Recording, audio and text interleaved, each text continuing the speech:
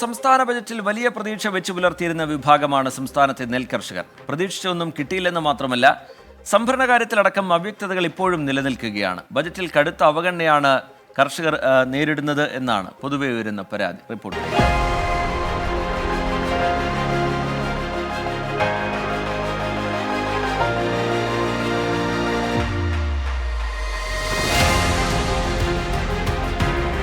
കർഷക വിലാപങ്ങൾ ഇത്രയധികം വാർത്തയായ മറ്റൊരു കാലമുണ്ടാകുമോ? ബജറ്റിൽ വലിയ പ്രതീക്ഷയായിരുന്നു നെൽകർഷകർ വെച്ചു പുലർത്തിയിരുന്നത്. ആ പ്രതീക്ഷകൾ പൊലിഞ്ഞതോടെ പ്രതിഷേധങ്ങൾ കനക്കുകയാണ് ഇപ്പോൾ. കാർഷിക മേഖലയ്ക്കായി പൊതുവായി തുക വകയിരുത്തിയതിനപ്പുറം പ്രതീക്ഷിച്ചതൊന്നും കിട്ടിയില്ലെന്ന് പറയുന്നു കർഷകർ. നെല്ല് സംഭരണത്തിന് സ്ഥിരം സംവിധാനം ഏർപ്പെടുത്തുക, ബജറ്റിൽ തുക കൊള്ളിക്കുക, താങ്ങുവില 35 രൂപയായി പ്രഖ്യാപിക്കുക, കർഷക പെൻഷൻ കുടിശ്ശിക അനുവദിക്കുക, സംഭരണ തുക ബാങ്ക് അക്കൗണ്ട് വഴി നേരിട്ട് നൽകുക തുടങ്ങിയ ആവശ്യങ്ങളാണ് കർഷകർ മുന്നോട്ട് വയ്ക്കുന്നത്. ഇതിനു മുൻപ് ഒട്ടേറെ നിവേദനങ്ങളും പ്രതിഷേധങ്ങളും എല്ലാം നടത്തി. അതിന് ഒരു മറുപടിയും ഇക്കഴിഞ്ഞ ബഡ്ജറ്റിൽ കേന്ദ്ര സംസ്ഥാന സർക്കാരുടെ ഭാഗത്തുനിന്നുണ്ടായിട്ടില്ല. തികച്ച ന്യായമായിട്ടുള്ള ആവശ്യങ്ങൾ ഉന്നയിച്ചുകൊണ്ടാണ് സമരം. ബഡ്ജറ്റിലും അതേപറ്റി ഒന്നും സൂചിപ്പിച്ചത് കാണാത്തതുകൊണ്ടാണ് ഇന്നിങ്ങനെ ഒരു ഉപവാസ സമരത്തിന് നേതൃത്വം കൊടുത്തത്. കർഷക അവഗണനയിൽ വിവിധ സംഘടനകൾ രംഗത്തെത്തുകയാണ് ഇപ്പോൾ. കൃഷിനാശമുണ്ടായാൽ വകുപ്പ് അനുവദിക്കുന്ന ധനസഹായത്തിന്റെ കാര്യത്തിലും വലിയ വിയോജിപ്പ് കർഷകർക്കുണ്ട്.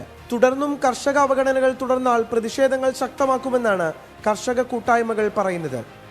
അനുദിനം പ്രതിസന്ധികളിൽ നിന്ന് പ്രതിസന്ധികളിലേക്ക് കൂപ്പുകുത്തിക്കൊണ്ടിരിക്കുന്ന നെൽകർഷകർക്കായി സംസ്ഥാന സർക്കാരിന്റെ കൈത്താങ്ങുണ്ടായില്ലെങ്കിൽ കൂടുതൽ പേർ മേഖലയിൽ നിന്ന് വിരമിക്കുമെന്ന ഉറപ്പാണ്. സാഹചര്യങ്ങൾ അടിവരയിടുന്നത് അതാണ്. രാജീവ് സുദേവിനൊപ്പം പാലക്കാട് നിന്ന് നിഖിൽ പ്രമേഷ്, 24. പൊതുജനം കഴുതയല്ല സാർ.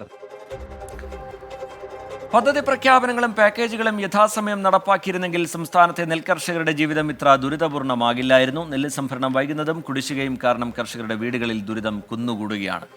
കൃഷി ഉപേക്ഷിച്ച് മറ്റു മേഖലകളെ ആശ്രയിക്കേണ്ട ഗതികേടിലാണ് കർഷകർ. അവർക്ക് പറയാനുള്ള പ്രതികരണങ്ങൾ കേൾക്കാം.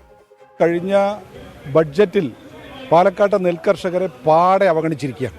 നമ്മൾ ആവശ്യങ്ങൾ ഉന്നയിച്ചുകൊണ്ട് 5 പേജ് അടങ്ങുന്ന നിവേദനം ബഹുമാനപ്പെട്ട മുഖ്യമന്ത്രിക്ക് നവകേരള സദസ്സിൽ ഞങ്ങൾ ആലത്തൂർ വെച്ച് കൊടുത്തിരുന്നു. പക്ഷേ ഏതെങ്കിലും ഒരു കാര്യത്തിൽ അതിലൊരു അനുകൂലമായ നടപടി ഉണ്ടായിട്ടില്ല. നിരവധി ആളുകൾ ആത്മഹത്യൻ്റെ വക്കിലും അതേപോലെ തന്നെ കടക്കണിയിലായി ജപ്തി ഭീഷണിയിൽ സർഫാസി പോലെയുള്ള കരിനിയമം ഉപയോഗിച്ചുകൊണ്ട് ജപ്തി നടപടിയിലേക്കാണ് ഇവിടുത്തെ സർക്കാർ പോയിക്കൊണ്ടിരിക്കുന്നത്. കേരളം ഭരിച്ചതിലെ ഏറ്റവും വലിയ കർഷകദ്രോഹിയായ ഒരു മുഖ്യമന്ത്രിയാണ് ഇവിടെ ഭരിച്ചുകൊണ്ടിരിക്കുന്നത്. അതിൻ്റെ തെളിവാണ് ഈ ബഡ്ജറ്റ്. ഈ രാഷ്ട്രീയക്കാർക്ക് എന്താണ് ബോധം വരാത്തത്? ഇവരെല്ലാം ഭക്ഷണമല്ല കഴിക്കുന്നത്. ഞങ്ങൾ ഇത്രയും കഷ്ടപ്പെട്ട് അധ്വാനിച്ചിട്ട് ഞങ്ങൾക്ക് ഞങ്ങളുടെ നെല്ല് കൊടുത്തതിൻ്റെ വിലയാണ് ഞങ്ങൾ തരാൻ പറയണുള്ളൂ. അല്ലാണ്ട് അവരുടെ വീട്ടിലിരുന്ന് ഉള്ള സമ്പാദ്യമല്ല ഞങ്ങൾ തരാൻ പറയുന്നത്. ഞങ്ങളൊരു 5-8 ഏക്കർ ഞങ്ങൾ കൃഷി നടത്തുന്നുണ്ട്. ഇന്ന് വരെ പൈസ കിട്ടിയിട്ടില്ല. നമ്മൾ വാങ്ങാൻ ചെന്ന് കഴിഞ്ഞാൽ വില കൂടുതലുണ്ട്. അതേസമയം നമ്മൾ കൊടുക്കുന്ന നമ്മളുടെ ഉൽപ്പാദിപ്പിക്കുന്ന നെല്ലിനോ തേങ്ങയ്ക്കോ മറ്റ് ഉൽപ്പന്നങ്ങൾക്കോ യാതൊരു വിലയും കിട്ടുന്നില്ല. നെല്ലെടുത്തു കഴിഞ്ഞാൽ വില കിട്ടുന്നത് മാസങ്ങൾക്ക് ശേഷം. മാസങ്ങളല്ല, ഒരു വർഷങ്ങളാവുന്നുണ്ട്. നെൽകർഷകർ എങ്ങനെ കൃഷി ചെയ്യും?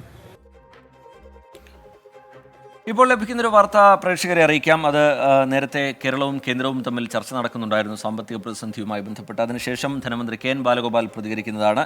കേന്ദ്രത്തിൽ നിന്ന് ധനകാര്യ സെക്രട്ടറിയും അഡീഷണൽ സോളിസിറ്റർ ജനറലും ചർച്ചയിൽ പങ്കെടുത്തിരുന്നു. ചർച്ചയിൽ വിചാരിച്ച പുരോഗതി ഉണ്ടായിട്ടില്ല എന്നാണ് സംസ്ഥാന ധനമന്ത്രി വ്യക്തമാക്കുന്നത്. പ്രധാനപ്പെട്ട പല കാര്യങ്ങളിലും പ്രതികൂല മറുപടിയാണ് കേന്ദ്രത്തിൽ നിന്ന് ലഭിച്ചത് എന്ന വിമർശനം അദ്ദേഹം മുന്നോട്ട് വയ്ക്കുന്നുണ്ട്.